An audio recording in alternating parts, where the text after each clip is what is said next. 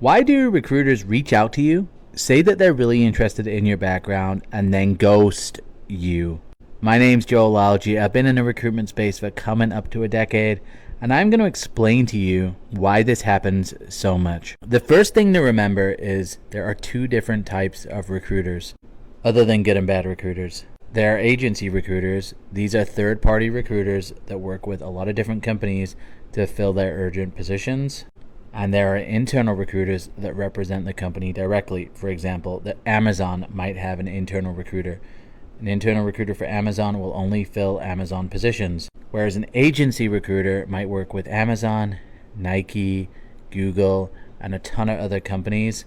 I believe that the people who are doing most of this is agency recruiters. And this is because one of the big KPIs that agency recruiters have is they've got to reach out to a lot of candidates. They've got to call a lot of people. They got to send a lot of messages. They got to send a lot of emails. They have things called KPIs, which are key performance indicators. And one of these KPIs is to do with how many messages and how many contacts they're sending out. And the idea is the more contacts you send out, the more conversations you're going to have, the more candidates you are going to send to clients. But the downside of this is you will have recruiters that are reaching out to so many candidates that they're not even really checking which candidates they're reaching out to. But they might send a message like, you look great for one of the positions I'm working on. I think you'd be a great fit. I think based on your background, it looks like you've worked on some projects my client will be really interested in, or some other generic message. Now, sometimes they'll even make it seem personalized, but it's not. They've just got smart technology that can put your name in there and your name of your company, for example, to make it look a little bit more personalized. But as a candidate, when you receive one of these messages, it looks promising. So you write back and say, hey, actually, yes, I do have some time. Let's have a conversation.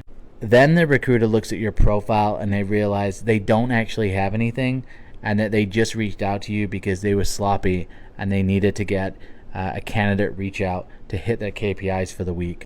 Or the position that they filled went on hold, or something else happened that was outside of their control. Now, with agency recruiters in particular, they only get paid when they fill positions. So for them, time is their most valuable asset. So if they feel like they don't have a position for you, or they're not going to have a position for you in the next month or two, they will not reach out to you and they will not have the conversation. They don't want to waste the time. I would argue that that's short-term thinking, but for most of these agencies, they run on short-term goals. They're more interested in next week, the next month, and the next quarter, but past that, they don't really care. So they're always looking at the open jobs that they have and who are going to be the best candidates for those open roles. That's how they get paid. But what that produces is this.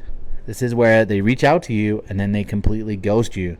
Now, internal recruiters do this sometimes, but it does not happen as frequently. So my guess is to look at the company that the recruiter is working at, and if it says staffing and recruitment, or it mentions a recruitment agency, then you know that they're working for one of these companies that's just making them reach out to people, but they're not really interested in having a conversation. The last thing I'll say here is really experienced recruiters understand that it's always worth having a conversation.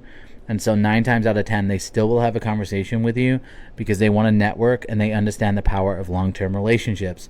The problem is most of the recruiters that are doing this stuff, they're early on in their career and they're just trying to reach their goals because their manager is forcing them to hit their KPIs. Hopefully that sheds some light on why so many people get ghosted by recruiters.